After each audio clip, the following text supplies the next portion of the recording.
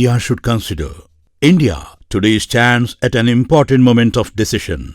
As policies are discussed and reviewed, many farming communities are experiencing increasing uncertainty. This is not only about tobacco. It is about livelihoods, national interest, and economic balance. More than 4.5 crore Indians depend directly and indirectly on the tobacco economy. Farmers, laborers, graders, transporters, warehouse workers, exporters, and small vendors. Yet, without consulting those who grow the crop, policies are being drafted that threaten to destroy us under a triple shock. First shock, repeated and steep tax hikes that make legal cigarettes unaffordable and uncompetitive. Second shock, this crisis delivers a severe blow to India's tobacco exports as policy instability and declining domestic confidence weaken our ability to honor long-term commitments and damage credibility with global buyers. Competing countries are rapidly capturing export markets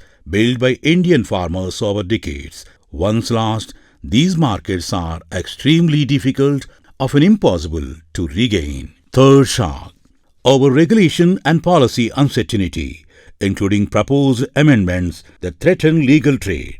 A massive surge in illicit and smuggled cigarettes, which pay no tax, follow no rules, and destroy demand for legally grown Indian tobacco. This triple shock is not theoretical. It is already visible on the ground. Auction prices are falling. Buyers are withdrawing. Farmer incomes are collapsing. When buyer participation drops to unsustainable levels, even the auction system itself begins to fail. India's tobacco farmers are not criminals. They are law-abiding agricultural producers operating under government regulation, licensing, and taxation. Flue-cured Virginia tobacco is cultivated only under authorization monitored by the Tobacco Board of India. Every kilogram is accounted for. Every farmer follows the law. So, hikes, unrealistic regulations, excessive complaints burdens, and proposed amendments to Cigarettes and Other Tobacco Products Act are not reducing consumption. They are fueling illicit trade. They are punishing legal buyers out of auctions.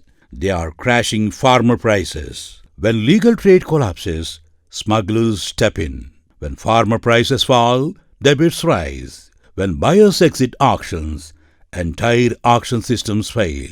And when farming collapses, rural distress turns into social crisis. To India's policymakers, please understand this clearly.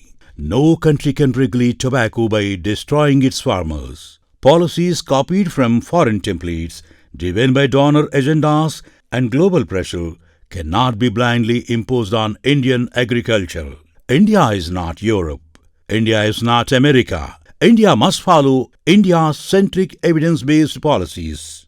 If taxes are increased beyond affordability, people will not quit. They will shift to illegal products. If farming is made unavailable, farmers will not disappear. They will suffer. And when farmers suffer, the nation...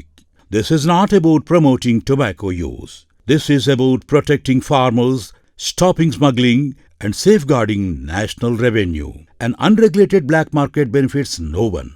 Not health, not the economy, not the country. We urge the Government of India to consult farmers before changing laws, protect legal regulated trade, stop policy shocks that destabilize rural livelihoods, address illicit trade seriously, balance public health with economic reality. Do not sacrifice Indian farmers at the altar of flawed policies. But today, they are being crushed by a triple shock created by policy imbalance. India must correct course now. Listen to the farmers.